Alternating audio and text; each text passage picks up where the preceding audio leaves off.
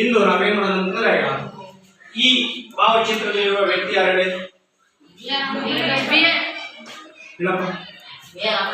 B R Ambedkar.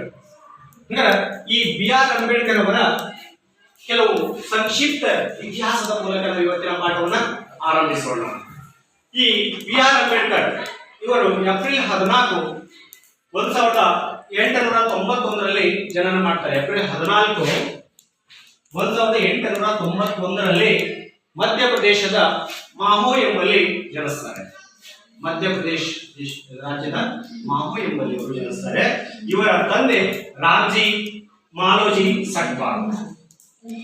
Ramoji Sakpal ಅಂತೇಳಿ. ಇವರ ತಾತನ ಹೆಸರೇನು? ಮಾಲೋಜಿ ಸಕ್ಪಾಲ್. ತಂದೆ ಏನಾಗಿದ್ದ ಅಂತಂದ್ರೆ ಬ್ರಿಟಿಷ್ ಸೈನ್ಯದಲ್ಲಿ ಸುಬೇದಾರ ಕೆಲಸ ಮಾಡ್ತಾ ಇದ್ರು. ತಾತನು ಸಹಿತ ಬಾಂಬೆಯ ಒಂದು ಸೈನ್ಯದಲ್ಲಿ ಕೆಲಸ ಮಾಡ್ತಾ ಇದ್ರು. ಇವರ ತಾಯಿ ಹೆಸರು ಅವ್ರ ತಾಯಿ ಹೆಸರು ಏನಾಗಿತ್ತು ಅಂದ್ರೆ ಜೀಜಾಬಾಯಿ. ಹೀಗೆ ತಾಯಿ ಉತ್ತಮವಾಗಿ ಬೆಳೆಸ್ತಾಳೆ. ಈಗ ಅಂಬೇಡ್ಕರ್ ಅವರು ಒಟ್ಟೆ ಟೋಟಲ್ ಎಷ್ಟು ಜನ ಮಕ್ಕಳಿದ್ರು ಅಂತಂದ್ರೆ 14 ಜನ ಮಕ್ಕಳು. ಇವರು 14ನೇದವರಾಗಿದ್ರು. ಆದ್ರೆ 13 ಜನ ಏನಾಗ್ತಾರೆ ಅಂತಂದ್ರೆ 13ರಲ್ಲಿ 3 ಜನ ಸಹೋದರರು, 2 ಸಹೋದರಿಯರು ಮಾತ್ರ ಬದುಕ್ತಾರೆ. ಉಳಿದವರೆಲ್ಲರೂ ಸಾಯ್ತಾರೆ, ಮರಣ ಹೋಗ್ತಾರೆ. ಇವರು ಹಿಡಿದು ಟೋಟಲ್ 3 ಸಹೋದರರು, 2 ಇವರು, 5 ಪ್ಲಸ್ ಇವರು 6 ಜನ ಇಷ್ಟರಾಯಿತು. ಇವರ ಪತ್ನಿ ರಾಮಾಬಾಯಿ ಅಂಬೇಡ್ಕರ್ ಅಂತೇಳಿ. ಇವರ ವಿವಾಹ ಯಾವಾಗಿತ್ತು ಅಂದ್ರೆ 1906ರಲ್ಲಿ ಮದುವೆ ಆಗಿರ್ತಾರೆ. 1935ರಲ್ಲಿ ಈ ರಮಾಬಾಯಿ ಅವರು ಏನ್ಬಿಡ್ತಾಳೆ, ಸತ್ಬಿಡ್ತಾಳೆ. ಆಗ ಮತ್ತೊಬ್ಬ ಹೆಂಡತಿ ಸವಿತಾ ಅಂಬೇಡ್ಕರ್ ಅಂತ ಹೇಳಿ ಇವಳನ್ನ ಸಹಿತ ಅವರು ಮದುವೆ ಆಗ್ತಾರೆ. 1948ರಲ್ಲಿ ಮದುವೆ ಆಗ್ತಾರೆ, 2ನೇ ಮದುವೆಯನ್ನ. ಇವರಿಗೆ 3 ಮಕ್ಕಳಿದ್ವು, ಅದರಲ್ಲಿ 2 ಮರಣ ಹೊಂದ್ತವೆ. 1ನೇ ಮಗನ ಹೆಸರು ಏನಾಗಿತ್ತು ಅಂದ್ರೆ ರಾಜರತ್ನ ಅಂತ ಇತ್ತು, 2ನೇದ್ದು ಯಶವಂತ್ ಅಂತ ಇತ್ತು, 3 ಇಂದು ಅಂತ ಇತ್ತು. ಇದರಲ್ಲಿ ಇಂದು ಮತ್ತು ರಾಜರತ್ನ ಇಬ್ರು ಏನ್ ಮಾಡ್ತಾರೆ ಅಂದ್ರೆ ಮರಣ ಹೊಂದ್ತಾರೆ. ಇವರ ಮೊಮ್ಮಗನ ಹೆಸರು ಏನಾಗಿತ್ತು ಅಂತಂದ್ರೆ ಪ್ರಕಾಶ್ ಅಂತ ಹೇಳಿ. ಇವರ ಶಿಕ್ಷಣವನ್ನ ತಮ್ಮ ಹುಟ್ಟೂರಾದಂತ ಮಧ್ಯಪ್ರದೇಶದಲ್ಲಿರುವಂತಹ ಮಾಹೋ ಎಂಬಲ್ಲಿ ಪ್ರಾಥಮಿಕ ಶಿಕ್ಷಣವನ್ನು ಮುಗಿಸ್ತಾರೆ. ನಂತರ ಮುಂಬೈಯಲ್ಲಿ ಎಲ್ಪಿನಾ ಸ್ಟೋನ್ ಎಂಬ ಹೈಸ್ಕೂಲ್ ಶಿಕ್ಷಣ ಮುಗಿಸ್ತಾರೆ. ಆನಂತರ ಅಲ್ಲೇ ಕಾಲೇಜ್ ಶಿಕ್ಷಣವನ್ನು ಮುಗಿಸ್ತಾರೆ. ಆನಂತರ ಲಂಡನ್ ಹೋಗ್ತಾರೆ. ಕೊಲಂಬೋ ವಿಶ್ವವಿದ್ಯಾಲಯದಲ್ಲಿ ಡಿಗ್ರಿ ಮುಗಿಸ್ತಾರೆ. ಲಂಡನ್ ಅಲ್ಲಿ ಪದವಿ ಸ್ನಾತಕೋತ್ತರ ಪದವಿ ಮುಗಿಸ್ತಾರೆ. ಹೀಗೆ ವಿವಿಧ ವಿಶ್ವವಿದ್ಯಾಲಯದಲ್ಲಿ ಸುಮಾರು 64 ಡಿಗ್ರಿಗಳನ್ನ ಮಾಡ್ತಾರೆ. 64 ಡಿಗ್ರಿಗಳನ್ನ ಇವರು ಮಾಡ್ತಾರೆ. ಇವರು ಯಾವ ಜಾತಿಯಲ್ಲಿ ಹುಟ್ಟಿದ್ರು ಅಂತಂದ್ರೆ ಅತ್ಯಂತ ಕೀಳು ಜಾತಿಯಾದಂತ ಮಹಾರ್ ಅಂತೇಳಿ ಮಹಾರ್ ಜಾತಿಯಲ್ಲಿ ಹುಟ್ಟಿದ್ರು. ಅಸ್ಪೃಶ್ಯತೆ ಅನ್ನೋದು ಬಹಳ ಇತ್ತು ಆಗ. ಇವರಿಗೆ ಹಲವಾರು ಏನಾಗಿತ್ತು ಅಂತಂದ್ರೆ ಪ್ರಶಸ್ತಿಗಳು ಸಹಿತ ಇವರು ಪ್ರಶಸ್ತಿಯನ್ನು ಪಡ್ಕೊಂಡಿದ್ರು. ಮಹಾರ್ ಜಾತಿ ಅಂತಂದ್ರೆ ಬಹಳ ಕೀಳಾಗಿ ಕಾಣ್ತಾ ಇದ್ರು. ನೀವು ನೋಡಿರ್ಬೋದು, ಅವರ ಕುರಿತಿರುವಂತ ಒಂದು ಧಾರಾವಾಹಿ ಇದೆ, ಮಹಾನಾಯಕ ಅಂತೇಳಿ ಧಾರಾವಾಹಿ ನೋಡಿರ್ಬೋದು. ಇವರು ಒಮ್ಮೆ ಸ್ಟೇಷನ್ಗೆ ಹೋಗ್ಬೇಕಾದಾಗ ನೀರನ್ನ ಕುಡಿತಿರ್ತಾರೆ. ಎಲ್ಲಿ? ಗದ್ದೆಯಲ್ಲಿ ಬೋರಿಂದ ನೀರು ಬಿಡ್ತಿರ್ತದ, ನೀರು ಕುಡಿತಿರ್ತಾರೆ. ಅವಾಗ ಆ ಮಾಲಕ ಹಿಡ್ಕೊಂಡ್ಬಂದವ್ರನ್ನ ಏನ್ ಮಾಡ್ತಾರೆ, ತೊಲಗಿಸ್ತಾರೆ. ಇವ್ರಿಗೆ ಭಯಂಕರ ಹಿಂಸೆಗಳನ್ನು ಕೊಡ್ತಾರೆ. ಇವರು ಧಾರಾವಾಹಿ ನೋಡಿರ್ಬೋದು. ಅಂಥದ್ರಲ್ಲಿ ಜಗತ್ತಿನಲ್ಲಿ ಅತಿ ಹೆಚ್ಚು ಓದಿದಂತಹ ವ್ಯಕ್ತಿ ಯಾರಂತಂದ್ರೆ ಬಿ ಆರ್ ಅಂಬೇಡ್ಕರ್. ಇವರು ಮೂಲತಃ ಏನಾಗಿತ್ತಂದ್ರೆ ಮಹಾಜಾತಿಯವರು ಅಂತ ಹೇಳಿದ್ವಿ. ಆ ನಂತರ ಅದು ಹಿಂದೂ ಧರ್ಮ. ಕೊನೆಗೆ ಬೇಸತ್ತು ಹಿಂದೂ ಧರ್ಮವನ್ನ ಬೇಸತ್ತಂತ ಅಂಬೇಡ್ಕರ್ ಏನ್ ಮಾಡ್ತಾರೆ ಅಂದ್ರೆ ಬೌದ್ಧ ಧರ್ಮವನ್ನ ಸ್ವೀಕರಿಸ್ತಾರೆ. ಇವರು ಏನ್ ಮಾಡ್ತಾರೆ, ಕಾಂಗ್ರೆಸ್ ನಲ್ಲಿ ಇದ್ರೂ ಸಹಿತ ಹೊರಬಂದಂತ ವ್ಯಕ್ತಿಯಾಗಿ ಏನ್ ಮಾಡ್ತಾರೆ ಅಂತಂದ್ರೆ ಇವರು ಒಂದು ಪಕ್ಷವನ್ನ ಕಟ್ತಾರೆ. ಯಾವ್ದು ಅಂತಂದ್ರೆ ಅವರ ಪಕ್ಷದ ಕಟ್ಟಿದ್ದು ಅವರು ರಿಪಬ್ಲಿಕನ್ ಪಕ್ಷದಲ್ಲಿ ಇದ್ರು. ಅನಂತರ ಇವರ ಅತಿ ಅವಶ್ಯಕವಾದ ವ್ಯಕ್ತಿ ಯಾರಂದ್ರೆ ಹರಿಶ್ಚಂದ್ರನ ಬಹಳ ನಂಬಿದ್ರು, ಕಬೀರ್ ದಾಸನ ನಂಬಿದ್ರು. ಇವರನ್ನ ನೆಚ್ಚಿನ ವ್ಯಕ್ತಿಗಳಂತ ಅವರು ತಿಳ್ಕೊಂಡಿದ್ರು. ಇವರಿಗೆ ಪ್ರಶಸ್ತಿ ಏನಾಗುತ್ತೆ ಅಂತಂದ್ರೆ ಇವರಿಗೆ 1950ರಲ್ಲಿ ಬೋಧಿಸತ್ವ ಎಂಬ ಪ್ರಶಸ್ತಿ ಸಿಗುತ್ತೆ. 1950ರಲ್ಲಿ ಬೋಧಿಸತ್ವ ಸಿಗುತ್ತೆ. 1990ರಲ್ಲಿ ಇವರಿಗೆ ಮರಣೋತ್ತರ ಭಾರತ ರತ್ನ ಸಿಗುತ್ತೆ. ಮರಣೋತ್ತರ ಅಂದ್ರೆ ಮರಣ ಆದ ನಂತರ ಭಾರತ ರತ್ನ ಪ್ರಶಸ್ತಿ ಸಿಗುತ್ತೆ. ಆಂಧ್ರ 2015ರಲ್ಲಿ ವಿಶ್ವರತ್ನ ಎಂಬ ಪ್ರಶಸ್ತಿ ಸಹಿತ ಇವರು ಸಿಗ್ತದ. ಇವರು ಏನ್ ಮಾಡ್ತಾರೆ ಅಂತಂದ್ರೆ 1990ರಲ್ಲಿ ಇವರೇನು ಪ್ರಶಸ್ತಿ ಪಡೆದ್ರು. ಇವರು ಹಲವಾರು ಜ್ಞಾನವನ್ನ ಪಡೆದು ಹಲವಾರು ಕ್ಷೇತ್ರಗಳಲ್ಲಿ ಕೆಲಸವನ್ನ ಮಾಡ್ಕೊಂಡು ಹೋಗ್ತಾರೆ. ಇವರು 1956 ಡಿಸೆಂಬರ್ 6ರಂದು ಮರಣವನ್ನು ಹೊಂದುತ್ತಾರೆ. 1956 ಡಿಸೆಂಬರ್ 6 ಅವಾಗ ಇವರು ಮರಣವನ್ನ ಹೊಂದ್ತಾರೆ. 1956 ಮರಣವನ್ನ ಹೊಂದ್ತಾರೆ. ಇವರು ಹಲವಾರು ವ್ಯಾಖ್ಯೆಗಳನ್ನು ಹೇಳಿದ್ದಾರೆ. ಏನ್ ಹೇಳಿದ್ದಾರೆ ಅಂತಂದ್ರೆ, ಜ್ಞಾನವು ಪ್ರತಿಯೊಬ್ಬ ವ್ಯಕ್ತಿಯ ಜೀವನಕ್ಕೆ ಅತಿ ಅವಶ್ಯಕ. ಇತಿಹಾಸ ಬಲ್ಲದವನು ಅಂದ್ರೆ ಇತಿಹಾಸ ಮರೆತವನು ಇತಿಹಾಸವನ್ನು ಸೃಷ್ಟಿಸಲಾರ. ಇತಿಹಾಸವನ್ನು ಸೃಷ್ಟಿಸಬೇಕಂದ್ರೆ ಇತಿಹಾಸವನ್ನು ಗೊತ್ತಿರಬೇಕು, ಮರಿಬಾರದು ಅನ್ನೋದು. ಮತ್ತು ವಿದ್ಯಾವಂತರಾಗಿರಬೇಕು, ಸಂಘಟಿತರಾಗಿರಬೇಕು, ದೀರ್ಘಕಾಲ ಬದುಕೋಕ್ಕಿಂತ ಶ್ರೇಷ್ಠವಾಗಿ ಬದುಕಬೇಕು ಎಂಬುದು ಇವರ ಉದ್ದೇಶ ಇತ್ತು. ಒಂದು ಮಕ್ಕಳೇ, ಇವರಿಗಿರುವ ಬಿರುದುಗಳು ಯಾವಳಿ? ಇವರಿಗೆ ಹಲವಾರು ಬಿರುದುಗಳು. ನಾವು ಎಂದ ಸಂವಿಧಾನ ಶಿಲ್ಪಿ ಅಂತ ಬಿರುದಿತ್ತು, ಕಲಿಯುಗದ ಬುದ್ಧ ಅಂತ ಬಿರುದಿತ್ತು. ಹೀಗೆ ಹಲವಾರು ಜ್ಞಾನವನ್ನು ಹೊಂದಿದಂತ ಇವರು ಹಲವಾರು ಹಿಂಸೆಗಳನ್ನು ಅನುಭವಿಸ್ತಾರೆ. ಆದರೂ ಸಹಿತ ಇವರೇನಂದ್ರೆ ಇಡೀ ದೇಶಕ್ಕೆ ಮಾದರಿಯಾದಂತ ಒಂದು ಹಲವಾರು ಕೊಡುಗೆಗಳನ್ನ ಕೊಡ್ತಾರೆ. ಮೊದಲ ಮಕ್ಕಳಾಗರೆ ಅಂಬೇಡ್ಕರ್ಗೆ ಇದ್ದಂತ ಬಿರುದು ಯಾವ್ದು ಹೇಳಿ? ಅವ್ರಿಗೆ ಯಾವ ಬಿರುದುಗಳಿದ್ವು?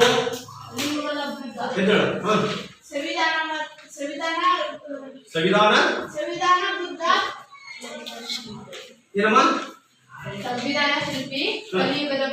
Very good. ಸಂವಿಧಾನ ಶಿಲ್ಪಿ ಮತ್ತು ಕಲಿಯುಗದ ಬುದ್ಧ ಎಂಬುದು ಅಂಬೇಡ್ಕರ್ಗಿರುವಂತ ಬಿರುದು. ಸಂವಿಧಾನ ಶಿಲ್ಪಿ ಅಂತೇಳಿ ಯಾಕೆ ಅವರಿಗೆ ಕರಿತಿದ್ರು ಗೊತ್ತಿದೆಯಾ ನಿಮಗೆ? ಸಂವಿಧಾನ ಶಿಲ್ಪಿ ಅಂತ ಯಾಕೆ ಕರೆದ್ರು? ಸಂವಿಧಾನವನ್ನ ರಚನೆ ಮಾಡಿದ್ರು. ಹಾಗಾದ್ರೆ ಮುಂದೆ ಮಕ್ಕಳೇ, ನಮ್ಮ ದೇಶದ ಸಂವಿಧಾನವನ್ನ ಹೇಗೆ ರಚಿಸಲಾಯಿತು? ಸಂವಿಧಾನ ಉದ್ದೇಶ ಏನಿತ್ತು, ಅಥವಾ ಅದರ ರೂಪರೇಷೆಗಳೇನು, ಅದರ ಗುರಿಗಳೇನು, ಅದರಲ್ಲಿ ಏನಿದೆ, ಹೇಗೆ ರಚನೆ ಆಯಿತು ಎಂಬುದನ್ನು ನಾವೀಗ ತಿಳ್ಕೊಳ್ಳೋಣ. ರಾಜ್ಯಶಾಸ್ತ್ರದ ಅಧ್ಯಾಯ 5ರಲ್ಲಿ ರಾಜ್ಯಶಾಸ್ತ್ರದಲ್ಲಿ ಬರುತ್ತೆ. ರಾಜ್ಯಶಾಸ್ತ್ರದ ಅಧ್ಯಾಯ 5 ಏನಿದೆ? ನಮ್ಮ ಸಂವಿಧಾನ.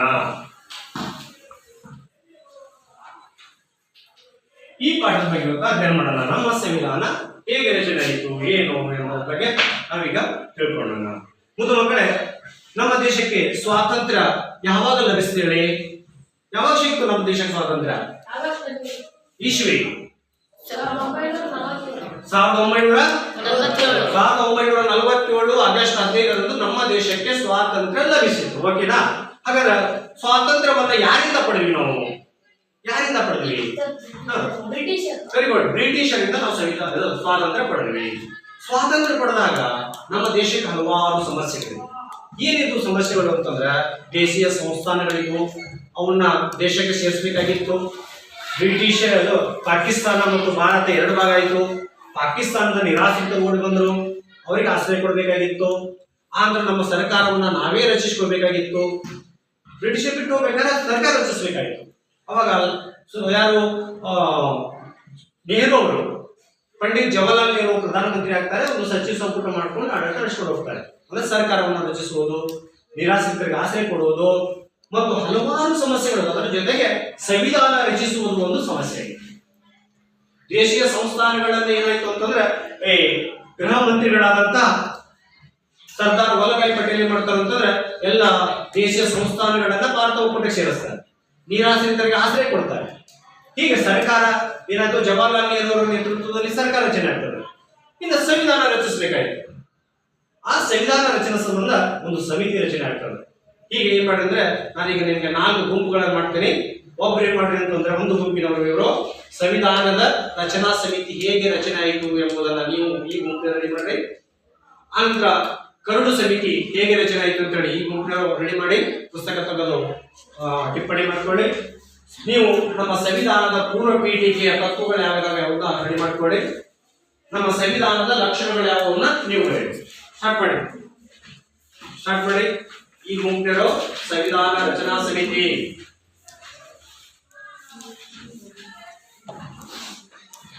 ಸಂವಿಧಾನ ರಚನಾ ಸಮಿತಿ ಹೇಗೆ ರಚನೆ ಆಯಿತು ಅಂತ ಬನ್ನಿ, ಬೇಗ ಟಿಪ್ಪಣಿ ಮಾಡಿ.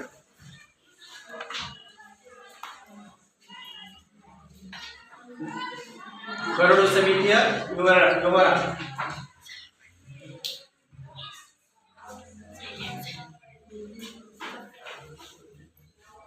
ಪೂರ್ವ ಪೀಠಿಕೆಯ ತತ್ವಗಳು ನಿಮ್ಮ ಗುಂಪು.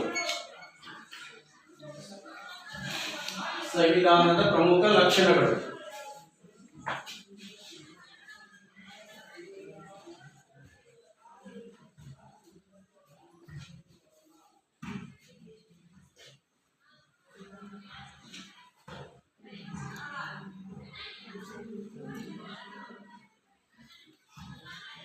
ನೀಟಾಗಿ ಬರೆದು ನೀವು ಒಪ್ಪಿಸ್ಬೇಕೀಗ.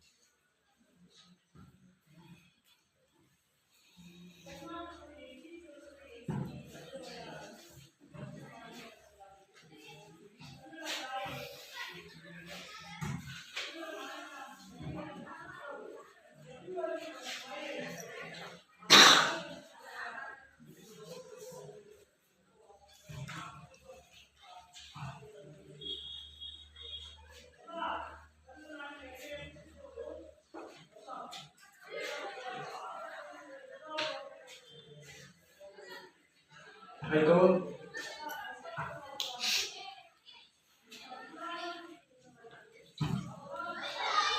ಆಯ್ತಾ? ಬನ್ನಿ ಈ ತರ ವಾಪಸ್ ಬನ್ನಿ.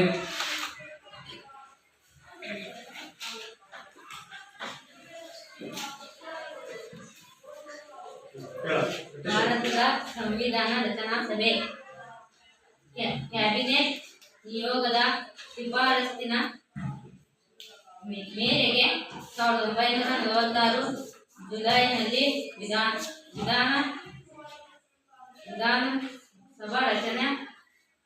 ರಚನೆಯಾಯಿತು. ಸಂವಿಧಾನ ರಚನಾ ಸಭೆ ಮೊದಲ ಸಭೆಯು ಡಿಸೆಂಬರ್ 9, 1946 ರಂದು ನಡೆಯಿತು. ಡಿಸೆಂಬರ್ 11, 1946 ರಂದು ಡಾಕ್ಟರ್ ರಾಜೇಂದ್ರ ಪ್ರಸಾದ್ ಅವರನ್ನು ವಿಧಾನ ರಚನಾ ಸಭಾ ಅಧ್ಯಕ್ಷರನ್ನಾಗಿ ಆಯ್ಕೆ ಮಾಡಲಾಯಿತು. ವಿಧಾನ ರಚನಾ ಸಭೆ ಸದಸ್ಯರುಗಳು Jawaharlal Nehru, Sardar Vallabhbhai Patel, B.R. Ambedkar, Maulana Abdul Kalam Azad, C. Rajagopalachari, K.M. Munshi, T.P.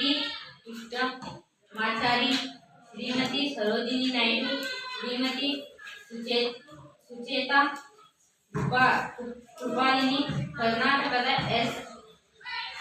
Nijalingappa, K.C. Reddy, Kengal Hanumanthaiah, T. Siddingaiah ಮುಂತಾದವರು ಭಾಗವಹಿಸಿದ್ದಾರೆ. ಈಗ ಮಕ್ಕಳಿಗೆ ಏನು ಸಂವಿಧಾನವನ್ನು ರಚಿಸಬೇಕಾಗಿದೆ. ಅದಕ್ಕೆ ಸಂವಿಧಾನ ರಚಿಸಿಕೊಳ್ಳಿ ಅಂತ ಹೇಳಿ ಬ್ರಿಟಿಷ್ ಅವರು ಏನ್ ಮಾಡಿದ್ರು, ಕ್ಯಾಬಿನೆಟ್ ಆಯೋಗದ ಮೂಲಕ ಒಂದು ಆದೇಶ ಕಳಿಸ್ತಾರೆ. ಆ ಕ್ಯಾಬಿನೆಟ್ ಆಯೋಗ ಅಂತಂದ್ರೆ ಇಂಗ್ಲೆಂಡಿನಿಂದ ಒಂದು ವರದಿ ಬರುತ್ತೆ. ಅದರ ಪ್ರಕಾರ ಏನಾಗುತ್ತೆ ಅಂತ ಒಂದು ರಚನಾ ಸಮಿತಿ ರಚಿಸಬೇಕಾಗಿತ್ತು. ಅದಕ್ಕಾಗಿ ಏನಾಗ್ಬಿಡ್ತು ಅಂತಂದ್ರೆ ಇಲ್ಲಿ ಪ್ರಮುಖವಾಗಿ ಏನ್ ಮಾಡಿದ್ರು ಅಂದ್ರೆ ರಚನಾ ಸಮಿತಿ 1946 ಒಂದು ಸಭೆ ಸೇರ್ತದ. ಅಲ್ಲಿ ಯಾರನ್ನ ಅಧ್ಯಕ್ಷ ಮಾಡ್ಕೊಂಡ್ರು? ಬಾಬು ರಾಜೇಂದ್ರ ಪ್ರಸಾದ್. ಸರಿ ಕೇಳ್ಬೇಕು, ಡಾಕ್ಟರ್ ಬಾಬು ರಾಜೇಂದ್ರ ಪ್ರಸಾದ್ ಏನ್ ಮಾಡಿದ್ರು, ಸಂವಿಧಾನ ಸಮಿತಿಯ ಅಧ್ಯಕ್ಷರಾದ್ರು, ಉಳಿದವರೆಲ್ಲ ಸದಸ್ಯರಾದ್ರು. ಇವರೆಲ್ಲ ನಮ್ಮ ಸಂವಿಧಾನವನ್ನು ರಚಿಸಬೇಕಾದ್ರೆ ನಮ್ಮ ದೇಶಕ್ಕೆ ಯಾವ ರೀತಿ ಹಕ್ಕುಗಳಿಬೇಕು, ಮೂಲಭೂತ ಕರ್ತವ್ಯಗಳು ಬೇಕು, ಯಾವ ರೀತಿ ಸಂವಿಧಾನ ಇರಬೇಕು. ಏನು ಸಂವಿಧಾನ ಅಂದ್ರೆ ಏನು ಅಂತಂದ್ರೆ ನಮ್ಮ ದೇಶಕ್ಕೆ ಯಾವ ರೀತಿ, ಉದಾಹರಣೆಗೆ ಮುಸ್ಲಿಮರು ತಿಳ್ಕೊಳ್ಳಿ, ಕುರಾನ್ ಅಂತ ಇದೆ. ಆ ಕುರಾನ್ ಅಲ್ಲಿ ಏನ್ ಬರ್ತಿದ್ದಾರೆ ಅದರ ಪ್ರಕಾರ ಅವರು ಆಡಳಿತ ನಡೆಸ್ಕೊಂಡು ಹೋಗ್ತಾರೆ. ಆ ಧರ್ಮ ನಡ್ಕೊಂಡು ಹೋಗ್ತದ. ಬೈಬಲ್ ಅಲ್ಲಿ ಏನಿದೆ ಅದೇ ರೀತಿ ನಡ್ಕೊಂಡು ಹೋಗ್ತದ. ಹೀಗೆ ನಮ್ಮ ದೇಶದ ಆಡಳಿತವನ್ನ ಯಾರು ಮಾಡಬೇಕು, ಯಾರು ವೋಟ್ ಹಾಕ್ಬೇಕು, ಯಾರು ಕಾನೂನು ಮಾಡಬೇಕು, ಯಾರು ಪ್ರಧಾನಮಂತ್ರಿ ಆಗಬೇಕು, ಯಾರ್ಯಾರು ಅಧಿಕಾರ ಕೊಡಬೇಕು, ಈ ಎಲ್ಲ ಕಾನೂನುಗಳ ನಿಘಂಟು. ಹೀಗೆ ಆ ಸಂವಿಧಾನವನ್ನು ರಚಿಸಲಿಕ್ಕೆ ಒಂದು ಸಮಿತಿ ರಚನೆ ಆಯಿತು. ಅದರಲ್ಲಿ ಮತ್ತೊಂದು ಕರಡು ಸಮಿತಿ, 22 ಸಮಿತಿಗಳಿದ್ದು ಅದರಲ್ಲಿ ಕರಡು ಸಮಿತಿ ಇದೆ. ಅದು ಎರಡನೇ ಗುಂಪು. ಒಂದು ಒಕ್ಕಸಭಾ ಇದೆ,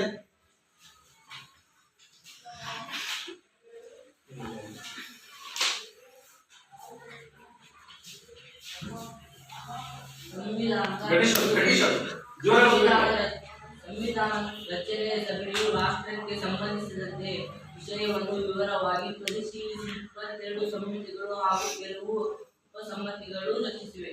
ಅಧ್ಯಕ್ಷರು ಡಾಕ್ಟರ್ ಬಿ.ಆರ್. ಅಂಬೇಡ್ಕರ್, ಸದಸ್ಯರು ಗೋಪಾಲಸ್ವಾಮಿ ಅಯ್ಯಂಗಾರ್, ಕಲ್ಯಾಣಿ ಕೃಷ್ಣಸ್ವಾಮಿ ಅಯ್ಯಂಗಾರ್, ಕೆ.ಎಂ. ಮುನ್ಸಿ, ಟಿ.ಟಿ. ಕೃಷ್ಣಮಾಚಾರಿ ಮುಂತಾದವರು. ಸಂವಿಧಾನ ರಚನಾ ಸಭೆ ಈ ಅವಧಿಯಲ್ಲಿ 147 ಸಭೆಗಳಲ್ಲಿ ಸೇರಿತ್ತು. ಬ್ರಿಟಿಷ್ ಸರ್ಕಾರ ಹೊರದೂಡಿಸಿದ 1909, 1919 ಮತ್ತು 1935ರಲ್ಲಿ ಕಾಯ್ದೆಗಳನ್ನು ಬ್ರಿಟಿಷ್ ಸರ್ಕಾರ ವ್ಯವಸ್ಥೆ, ಅಮೆರಿಕ ಬಿಲ್ ಆಫ್ ರೈಟ್ಸ್, ಸಾಮಾಜಿಕ ನಿರ್ದೇಶಕ ತತ್ವಗಳನ್ನು ಮುಂತಾದವುಗಳನ್ನು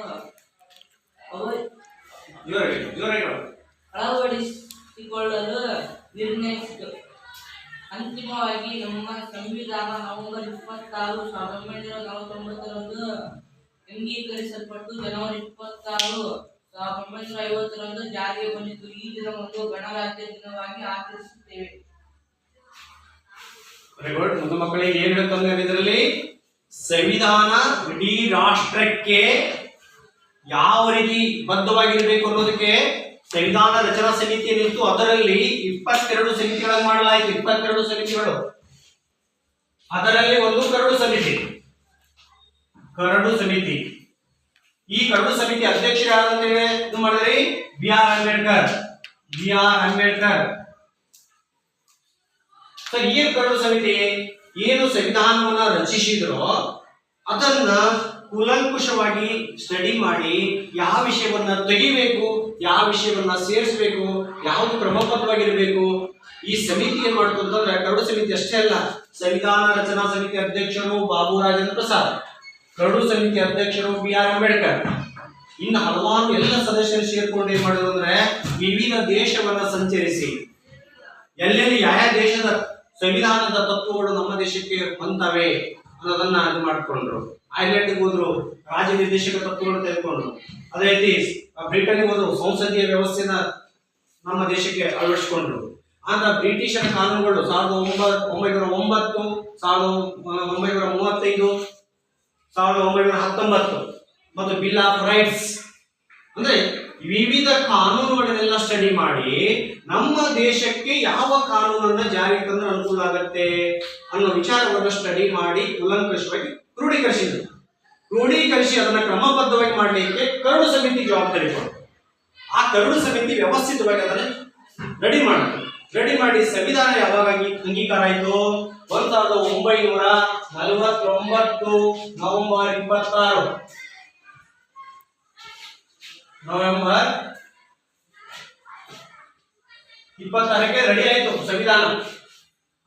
ಅದನ್ನ ರೆಡಿ ಆಯ್ತು, ಅಂಗೀಕಾರ ಆಯ್ತು ಅಂದ್ರೆ ಒಪ್ಕೊಂಡಿರೋ ಸಂವಿಧಾನ ರಚನಾ ಸಮಿತಿ ಸಹಿ ಆಯ್ತು, ಅಧ್ಯಕ್ಷ ಸಹಿ ಆಯ್ತು, ಸಂವಿಧಾನ ಎಲ್ಲ ರೆಡಿ ಆಯ್ತು.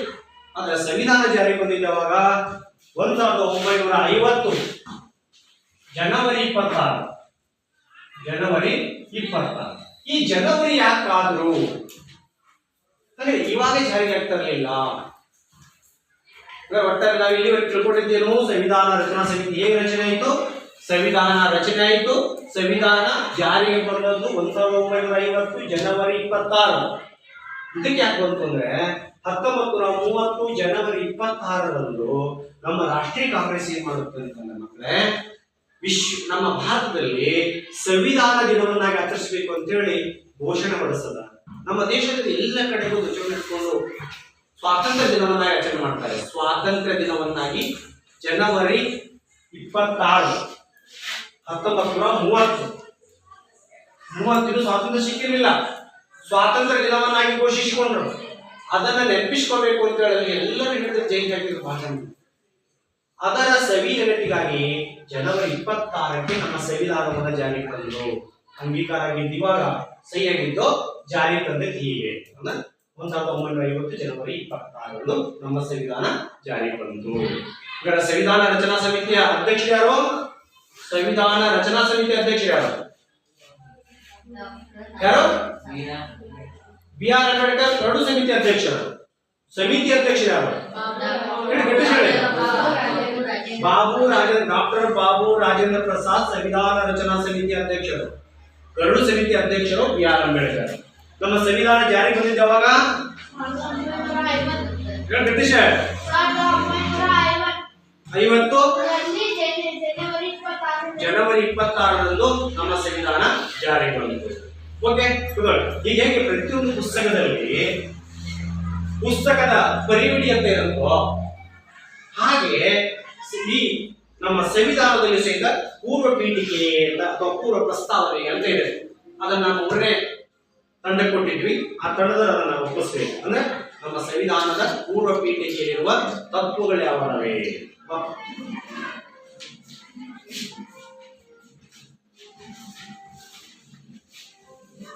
ಪೂರ್ವ ಪ್ರಸ್ತಾವನೆಯ ಪ್ರಮುಖಾಂಶಗಳು ಭಾರತದ ಪ್ರಜೆಗಳಾದ ನಾವು ಸರ್ವಭೌಮತ್ವ, ಸಮಾಜವಾದ, ಜಾತ್ಯತೀತತೆ, ಪ್ರಜಾಸತ್ತಾತ್ಮಕತೆ, ಗಣರಾಜ್ಯ, ನ್ಯಾಯ, ಸ್ವಾತಂತ್ರ್ಯ, ಸಮಾನತೆ, ಭ್ರಾತೃತ್ವ, ಐಕ್ಯತೆ ಮತ್ತು ಸಮಗ್ರತೆ. ಇವೇನು ಅಂತಂದ್ರೆ ಸಂವಿಧಾನದ ಪೂರ್ವ ಪೀಠಿಕೆಯಲ್ಲಿ ಈ ವಿಷಯಗಳದಾವೆ. ಏನದಾವೆ? ಭಾರತದ ಪ್ರಜೆಗಳಾದ ನಾವು ಅದನ್ನ ಸಂವಿಧಾನ ರಚನಾ ಸಮಿತಿ ರಚನೆ ಮಾಡ್ಕೊಂಡಿದ್ರು ಸಹಿತ ಅದನ್ನ ನಾವು ಏನ್ ಮಾಡ್ಕೊಂಡಿದ್ದೀವಿ? ಭಾರತ ಪ್ರಜೆಗಳಾದ ನಾವೇ ಅದನ್ನ ಒಪ್ಪಿಕೊಂಡಿದ್ದೇವೆ ಅಂತ ಹೇಳಿ ಪೂರ್ವ ಪೀಠಿಕೆ ಮಾಡಿದ್ದಾರೆ. ನಾವೆಲ್ಲರೂ ರೆಡಿ ಮಾಡ್ಕೊಂಡಂಗ ಅಂತ ಹೇಳಿ. ಇನ್ನು ಸಾರ್ವಭೌಮ ಅಂತ ಇದೆ. ಸಾರ್ವಭೌಮ ಅಂತಂದ್ರೆ ನಾವು ಯಾವ ದೇಶದ ಅಧೀನದಲ್ಲಿರೋದಿಲ್ಲ, ಯಾವುದೇ ನಿರ್ಣಯಕ್ಕೆ ಸ್ವತಂತ್ರವಾಗಿ ತೀರ್ಮಾನ ತೆಗೆದುಕೊಳ್ಳುತ್ತೇವೆ. ಮೂರನೇ ಪಾಯಿಂಟ್ ಇದೆ ಸಮಾಜವಾದ. ಒಂದು ದೇಶದ ಕಲ್ಯಾಣಕ್ಕಾಗಿ ಪ್ರಜಾಪ್ರಭುತ್ವ ವ್ಯವಸ್ಥೆ ಇದ್ರೂ ಸಹಿತ ಪ್ರಜಾಪ್ರಭುತ್ವದ ಜೊತೆಗೆ ದೇಶದ ಕಲ್ಯಾಣಕ್ಕಾಗಿ ಸಮಾಜವಾದಕ್ಕೂ ಸಹಿತ ಇಲ್ಲಿ ಅವಕಾಶ ಕೊಟ್ಟಿದೆ. ನಾಲ್ಕನೇದಿದೆ ಜಾತ್ಯತೀತತೆ. ನಮ್ಮ ದೇಶದಲ್ಲಿ ಹಲವಾರು ಧರ್ಮಗಳಿದಾವೆ ಅದಾ ಜೈನ ಧರ್ಮ, ಬೌದ್ಧ ಧರ್ಮ ಎಲ್ಲ ಹುಟ್ಟಿದ್ದಿಲ್ಲಿ ನಮ್ಮ ದೇಶದಲ್ಲಿ. ಹಲವಾರು ಧರ್ಮಗಳ ಸಮಾನತೆಯನ್ನು ನೋಡಿಕೊಂಡು ಹೋಗುವ ಉದ್ದೇಶಕ್ಕಾಗಿ ಇಲ್ಲಿ ಜಾತ್ಯತೀತತೆ ತತ್ವವನ್ನ ಆ ಪೂರ್ವ ಪೀಠಿಕೆಯಲ್ಲಿ ಇದು ಮಾಡಿದ್ದಾರೆ. ಸರ್ವ ಧರ್ಮಗಳಿಗೆ ನಾವು ಸಹಕಾರ ಕೊಡಬೇಕು ಅಂತ. ಎಷ್ಟು ಪ್ರಜಾಸತ್ತಾತ್ಮಕ ಅಂತಂದ್ರೆ ಏನು ಅಂತಂದ್ರೆ ಇಲ್ಲಿ ಎಲ್ಲ ಸರ್ಕಾರದ ಪ್ರಮುಖ ನಾಯಕತ್ವಗಳು ಏನಿದಾವ ಅಂತಂದ್ರೆ ಇಲ್ಲಿ ಮತದಾನದ ಮೂಲಕ ಆಯ್ಕೆ ಆಗ್ತಾರೆ. ಪ್ರಧಾನಮಂತ್ರಿ ಇರಬಹುದು, ರಾಷ್ಟ್ರಪತಿ ಇರಬಹುದು, ಹೌದಾ? ಅಂತ ಯಾವುದೇ ಒಬ್ಬ ನಾಯಕರನ್ನ ನೇಮಕ ಮಾಡ್ಬೇಕಂತಂದ್ರೆ ಇಲ್ಲಿ ಏನಾಗತ್ತಪ್ಪ ಅಂತಂದ್ರೆ ಮತದಾನದ ಮೂಲಕ ಜನರೇ ಪ್ರತಿನಿಧಿಗಳು, ಅವರೇ ರಾಜರು, ಅವರೇ ಓಟ್ ಹಾಕಿ ಆರಿಸ್ತಾರೆ. ಹೀಗೆ ಅವರೇ ಪ್ರಭುಗಳು. ಇನ್ನು ಗಣರಾಜ್ಯ, ನಮ್ಮ ದೇಶ ಗಣರಾಜ್ಯ ಅಂತ ಇದೆ. ಗಣರಾಜ್ಯ ಅಂತ ಎದಕ್ಕೆ ಕರಿತೀವಿ ಅಂತಂದ್ರೆ ಇಲ್ಲಿ ರಾಷ್ಟ್ರಪತಿಗಳು ಏನಿದಾವೆ, ನಮ್ಮ ದೇಶದ ಉನ್ನತ ಹುದ್ದೆಯಲ್ಲಿರುವಂತಹ ರಾಷ್ಟ್ರಪತಿಯನ್ನ ಚುನಾವಣೆ ಮೂಲಕ ಆಯ್ಕೆ ಮಾಡ್ತೀವಿ. ಪ್ರಜಾಪ್ರಭುತ್ವ ವ್ಯವಸ್ಥೆ ಇಂಗ್ಲೆಂಡ್ ಇದೆ. ಆದ್ರೆ ಇಂಗ್ಲೆಂಡ್ ನಲ್ಲಿ ಏನಾಗಿದೆ ಅಂತಂದ್ರೆ ಅಲ್ಲಿಯ ದೇಶದ ಮುಖಂಡತ್ವ ಯಾರಿದ್ದಾರೆ ಅಲ್ಲಿ ರಾಣಿ ಇರ್ತಾರೆ. ಅವರು ಅನೌಷಿಕವಾಗಿ ಆಚರಿಸ್ತಾರೆ. ನಮ್ಮಲ್ಲಿ 5 ವರ್ಷಕ್ಕೊಮ್ಮೆ ಚುನಾವಣೆ ಮೂಲಕ ಆಯ್ಕೆ ಆಗ್ತಾರೆ. ಹಾಗಾಗಿ ಗಣರಾಜ್ಯ ವ್ಯವಸ್ಥೆ ಅಂತಿದೆ.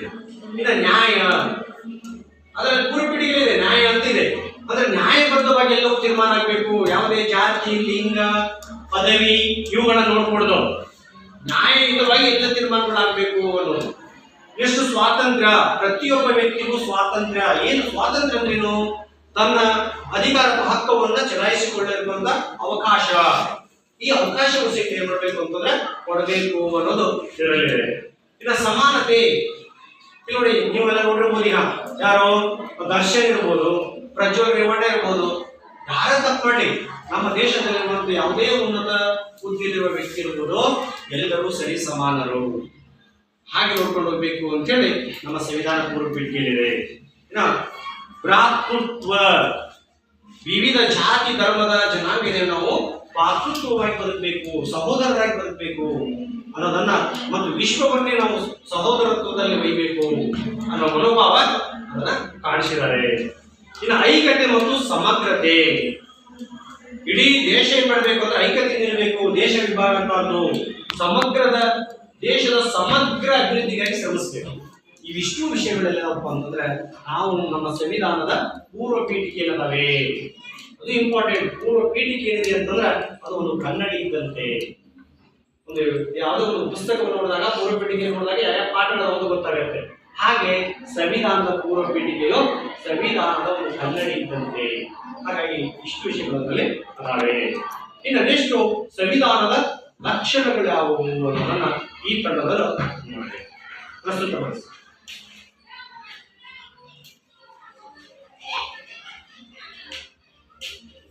ಭಾರತ ಸಂವಿಧಾನದ ಪ್ರಮುಖ ಲಕ್ಷಣಗಳು: 1. ಲಿಖಿತ ಮತ್ತು ಬೃಹತ್ ಸಂವಿಧಾನ. 2. ಭಾಷಾ ಅನನ್ಯ ಸಂವಿಧಾನ. 3. ಸಂಸದೀಯ ಸರ್ಕಾರ ಪದ್ಧತಿ. 4. ಗಣತಂತ್ರ ವ್ಯವಸ್ಥೆ. 5. ಒಕ್ಕೂಟ ವ್ಯವಸ್ಥೆ. 6. ಮೂಲಭೂತ ಹಕ್ಕುಗಳು. 7. ಮೂಲಭೂತ ಕರ್ತವ್ಯಗಳು. 8. ರಾಜ್ಯ ನೀತಿ ನಿರ್ದೇಶನ ತತ್ವಗಳು. 9. ಸ್ವಾತಂತ್ರ್ಯ ಮತ್ತು ಏಕೀಕೃತ ನ್ಯಾಯಾಂಗ ವ್ಯವಸ್ಥೆ. 10. ಏಕ ಪೌರತ್ವ. 11. ಸಾರ್ವತ್ರಿಕ ವಯಸ್ಕ ಮತದಾನ ಪದ್ಧತಿ. 12. ಸದನ ಶಾಸಕಾಂಗ. 13. ಪಕ್ಷ ಪದ್ಧತಿ. ಇಲ್ಲಿ ಇವರು ಪ್ರಸ್ತುತಪಡಿಸಿದ್ದೇನೆಂದ್ರೆ ಸಂವಿಧಾನದ ಲಕ್ಷಣಗಳು ಅಂದ್ರೆ ಅದ್ರಲ್ಲಿ ಏನದವೆ, ಅದು ಪೂರ್ವ ಪೀಠಿಕೆ, ಇದು ಲಕ್ಷಣಗಳು. ಅಂದ್ರೆ ಒಂದೇದು ಏನ್ ಹೇಳಿದವರು, ಲಿಖಿತ ಮತ್ತು ಬೃಹತ್ ಸಂವಿಧಾನ. ಸಂವಿಧಾನದಲ್ಲಿ 2 ವಿಧಗಳು. ಈಗ ಇಂಗ್ಲೆಂಡ್ ಇದೆ ಸಂವಿಧಾನ, ಅದು ಅಲಿಖಿತ ಇದೆ, ಬರ್ದಿಲ್ಲ. ಸರ್ ಅದೇನ್ರಿ ಅಂತಂದ್ರೆ, ಈಗ ನಾವು ಪಂಚಮಿ ಹಬ್ಬ ಎಲ್ಲ ಮಾಡ್ತೇವೆ. ಪಂಚಮಿ ಹಬ್ಬದಲ್ಲಿ ಏನ್ ಮಾಡ್ತೇವೆ, ಪೂರ್ವಜರು ಹೆಂಗ್ ಮಾಡಿದ್ರೆ ಮಾಡ್ಕೊತಾ ಹೋಗ್ತಾರೆ. ಹಾಗೆ ಹಿರಿಯರು ಯಾವ ರೀತಿ ಅನುಸರಿಸಿರೋ ನಿಯಮಗಳನ್ನು ಅದು ಅನುಸರಿಸ್ಕೊಂಡು ಹೋಗ್ತಾ ಇದ್ದಾರೆ. ಅದು ನಮ್ಮದೇನಾಗಿದೆ, ಲಿಖಿತ ಮತ್ತು ಬೃಹತ್ ಸಂವಿಧಾನ, ಅತ್ಯಂತ ದೊಡ್ಡ ಸಂವಿಧಾನ. ಸಂವಿಧಾನ ರಚನೆ ಮಾಡಿದಾಗ ನಮ್ಮ ದೇಶದಲ್ಲಿ ಏನಾಗಿತ್ತು ಅಂತಂದ್ರೆ, ಸಂವಿಧಾನದಲ್ಲಿ 22 ಭಾಗಗಳಿದ್ವು. ಭಾಗಗಳು ಈಗ ನೀವು ಸೋಷಿಯಲ್ ಸ್ಟಡಿಯಲ್ಲಿ 6 ಭಾಗಗಳಿದಾವಲ್ಲ, ಇತಿಹಾಸ, ಭೂಗೋಳಶಾಸ್ತ್ರ, ಅರ್ಥಶಾಸ್ತ್ರ, ಸಮಾಜ ವಿಜ್ಞಾನ, ಅಂದ್ರ ವ್ಯವಹಾರ ಅಧ್ಯಯನ, ಹೀಗೆ ಇಲ್ಲಿ ಭಾಗಗಳು, ಸಂವಿಧಾನದಲ್ಲಿ ಭಾಗಗಳು. ಆನಂತರ ಅನುಸೂಚಿಗಳಿದ್ವು, 8 ಅನುಸೂಚಿಗಳಿದ್ವು. 395 ವಿಧಿಗಳಿದ್ವು. ವಿಧಿಗಳಂದ್ರೆ ನಿಯಮಗಳು. ಇವು ಬದಲಾವಣೆ ಆಗಿ ಎಷ್ಟಾಗಿದಾವೆ ಅಂತಂದ್ರೆ, ಭಾಗಗಳು ಈಗ 25 ಭಾಗಗಳಾಗಿದ್ದಾವೆ. ಅನುಸೂಚಿಗಳು 12 ಆಗಿದ್ದಾವೆ. ಅನುಸೂಚಿಗಳು 12 ಆಗಿದ್ದಾವೆ. ಅಂದ್ರ 470 ವಿಧಿಗಳು. ಇಷ್ಟು ಸಂವಿಧಾನ ನಮ್ದು ಏನಾಗಿದೆ, ದೊಡ್ಡದು. ವಿಧಿಗಳು ಅಂದ್ರೆ ಕಾನೂನುಗಳು, ನಿಯಮಗಳು. ಹೀಗೆ ಟೋಟಲ್ ಇದೆ 22 ಭಾಗಗಳು ಮೊದಲಿದ್ವು, ಈಗ 25 ಇದಾವೆ.